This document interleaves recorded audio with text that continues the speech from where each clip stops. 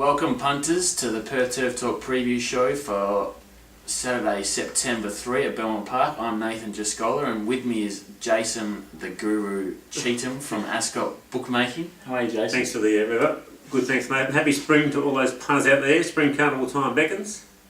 Alright, we'll kick off with race number 1. Here we've got an open stayers handicap, a lead up to the Kalgoorlie Cup in a few weeks. What are your thoughts here, Jace? Open stayers, it just says a lot for the quality of our stayers in this state, doesn't it? If this is an open stayers race. But look, there's a bit of pace. Adidale can go forward, Rich Success can go forward, Smart Twister can go forward. Smart Twister, I think, might lead.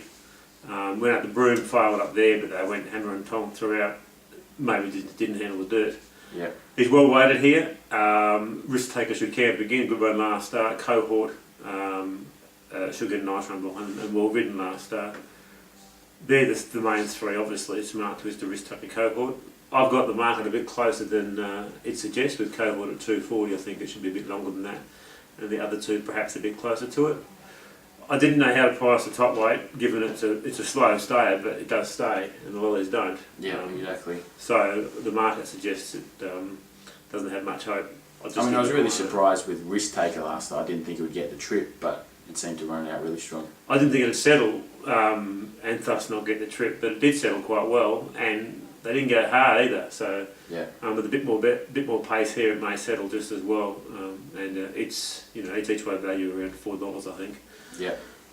Smart Twister, I don't think it's much of the horse to be honest, but it'll be in front, it'll dictate. Yeah. And should be hard to beat. Alright, no worries. On to race number 2. We've got a fillies and mares 1400 metre race. Bontiara and Kim Classic resume their rivalry here. Yes, and the market's got Bontiara very short. The unbeaten mare, 3 from 3. I think she can get beat tomorrow. I think Kim Classic can beat her. Motion Pictures changed stables back with the owner. On its best form, probably wins this race as well. Yeah. Bontiara has been impressive, but had every chance last start. 1 by 3/4 of the length meets Kim Classic worst at the weights. Kim Classic can set forward, and like you said earlier, Kim is probably better suited by the step up in distance. I've got Kim Classic just ahead of Bontiara, so as such at the 235 Bontiara I'll be risking that. Horses like Conakry can make ground and run on, simply irresistible, but they're horses that always run into a place, you know what I mean? So a big watch of Motion Pictures, hasn't trialled, big concern that it hasn't trialled, but has a chance. The bottom weight, racing well in easy company, some sort of each way chance around $8. Yeah, that's probably the right price, I'd suggest. Yeah, sure. I mean, Kim Classic really improved with the blinkers back on last start. She just doesn't seem to go a yard without them, so drawn good, Mickey Grantham, claim 2. With the weight swing around, she's got to be right in this. Absolutely, 480 each way. I'd suggest that'd be a very good each way bet. Yep, sure. And Bontiara is a bit of a risk, like you said. A risk at the price has to be hard to beat. She's been impressive, yes, but like you said on the weight swings, yep, it's Kim Classic is probably the one. Yeah, and what's the market Motion Pictures? I'd suggest. Yep. All right, on to race number 3 here. A 1600 metre 74 plus. Marshang and Single Warrior head the market here. Yeah, look, in my opinion, and Amelia's Dancer. And Amelia's Dancer, which is favourite. Yeah. Look, Marshang and Amelia's Dancer are the 2 for mine that stick out. Yeah. The Single Warrior form line, Great and Grey, Nicky Drippin, I don't think it's as strong as the other form line. Understandably. Tulka Rock, I'll give some sort of hope first up if there's a bit of money for it. Yep. Stokehouse will go quick, so it should be good pace here. It's Judgment Day trialled quite well in a new camp, but I'll probably give it a run as well. Yep. Before getting on the top 2, I like in particularly Marshang with the weight swing and drew 10 last start and sat back, drawn 3. If he sits handy with a decent pace, I think it can beat Amelia's Dancer, and I'm surprised the market suggests the other way around. Yep. Alright. Also, Zarphonic a better run last start at a mile again. Not impossible, but those are the top 2 that I'd be on. I'd be laying Single Warrior for a fair bit at the 460. And a bit of a spec on Tulka Rock. Absolutely, at the $21. The form last campaign doesn't read that well, but beaten 2.5 by Specchio, full by reimbursement. down in weight in those runs slightly. Stake On, he's gone off Reflective Star. Who has ridden pretty much every start of its life. Exactly, some sort of lead. And a very, very quiet trial, did not move on at the trial. Yep. Ran last, but so a big watch on the top of rock. Yep, alrighty. Well, I mean, it only trialled, 5 days ago, 1,000 up to the mile, so you'd suggest it's pretty fit for this. You'd think so, yeah. Alright, race number 4. Ken's Double, top of the weights here. Aaron Rodgers, I should have mentioned earlier, isn't riding, so there's a few that he's not named on at the moment, so still looking for replacement riders for Gumnut Guru in this race. Butchelati and one later on in the day. Hide the Loop resumes here. What do you think, Jake? Just on Aaron Rodgers, I think it's good to ride this kid, and I think he'll go a long way, to be honest, so hope he's alright. Hide the Loot, like an Eagle, deserves to be favourite. I don't think it should be that short. It's $1.70, I think, pre-post from $1.80. Very, very short in the market. Yep, very short. Hide the Loot goes well fresh. First up for a new camp. Justin Warwick's already shown what he can do with Gumnut Guru. And there's a bit of money for it early. 15 into 10. 15s into 10s. Trialled very well. And the race should suit. You know, you've got Centrum, they were supposed to go forward last start and he missed a kick. Drawn wide, even if it doesn't get away that quick, I think Ike will go forward. And he's a better chance of leading over 1,200 than 1,000. Than 1,000 anyway. So you've got good pace out of Centrum. Class they'll probably go forward. Follow the Road will go forward, you'd think. And Ken's Double as well. So there should be a decent pace here. Small field. Suits horses like Hide the Loot who go well fresh. Like an Eagle, drawn one with the fishy on. Exceptional form, won very well last week. Has to be hard to beat, but again at the price, I think I'll be willing to risk him. Yep. Follow the Road, wide no cover first up. Ben Patterson to Dan Stake. Again, good pace, some sort of hope. Ken's Double with the camp, some sort of hope. Will to Win, too disappointing for me first up, and then didn't trial it well either. Yep. So Which is, I mean, it was in terrific form last campaign and had that one bad run. But, you know, he got beat by Zesta, which was still a good run. Come back a fortnight ago, and it was, like you said, disappointing. Didn't trial good. So. Sat 1 by 1 and was going back in the corner. Yeah. In fact, Follow the Road race wide outside it and beat at home. So on that run, it's hard to have Will to Win. Sharish Valga got ability, but hasn't raced for a while. Yeah. Haven't seen the trial. Keep an eye on it, I suppose. Yep. But I'd be going each way, Hide the Loot, I think. Interesting. All right. Race number 5, 1,200 metre handicap. Rico's been in terrific form, but steps up to the 1,200. It looks a wide open race. Yes, you've got the market there. Rico's a risk for mine, depending on the price, because this is a horse who does tend to over race. Up to 1,200 metres, Harvey off the apprentice on. Those are very good apprentice, Michael Grantham. I'd be taking on Rico, $6. Rafferty's favourite down the bottom. Good pace here. Break C can go forward, Iconoclast can go forward, Osh Empire, Rock Moves. I don't like the Japaloop form. As I was saying to you earlier, the 2 runs last campaign were just runs for mine, and I'm not convinced they were strong races anyway. Yeah. I noticed that up $6 in the market, haven't seen the trial, but I'd be risking that. Rafferty, I like the horse, should be suited by the small field and pace on. He'll be hard to beat. Comc, I like the horse again, goes good fresh. Drawn 9 with Haley Dina.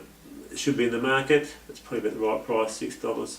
Yep. Extra beat, $11. That's a good price. This will sit handy down stake, save ground with decent pace. And though it beat by Rico last start, I think this is a more suitable race for it.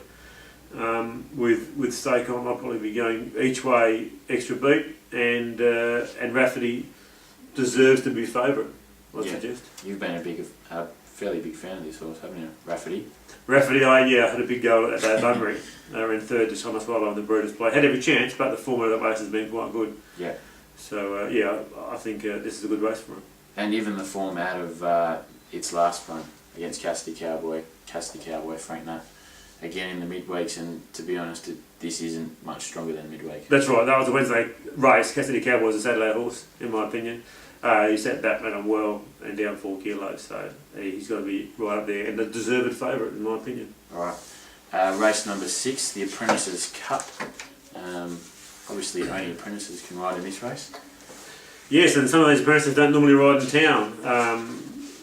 Felicity Eyes or Liza Finger down the bottom, so general good rule luck to with these races is, the cream rises to the crop, so the cream rises to the top, so I mean, Michael Grantham's and your Ryan Hill, Ben Kennedy. These are riders that generally ride in the city often and have been riding numerous winners, so they're probably the ones to follow.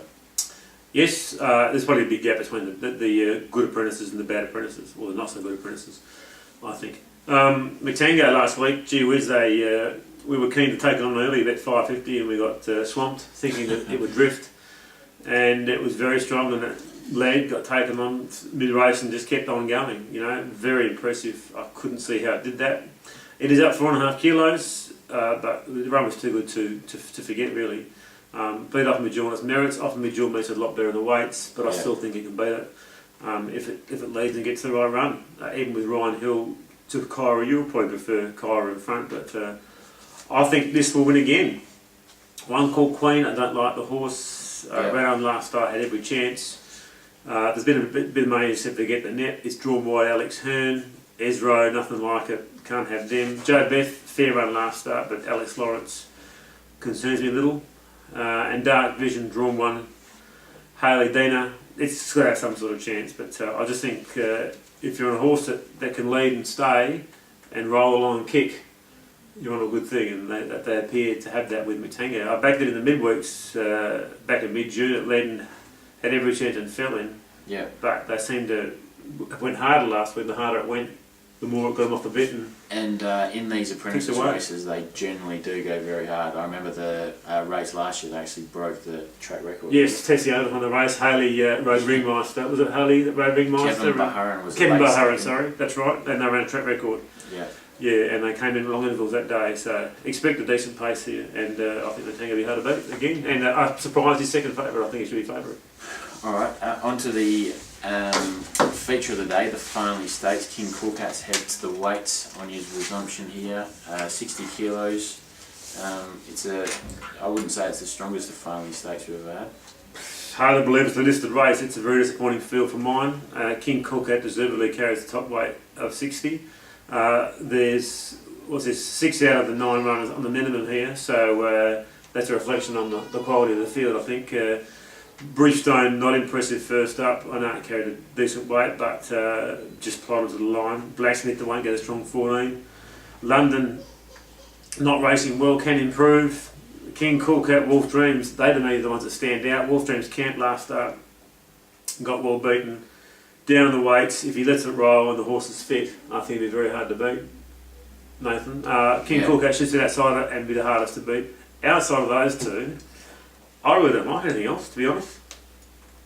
You might call me silly here, but I actually give a smoky chance I don't recall. I don't recall. I watched the trial. It was a very good trial. In fact, I don't recall. Last campaign, I don't recall what I did first up, but I did watch the trial.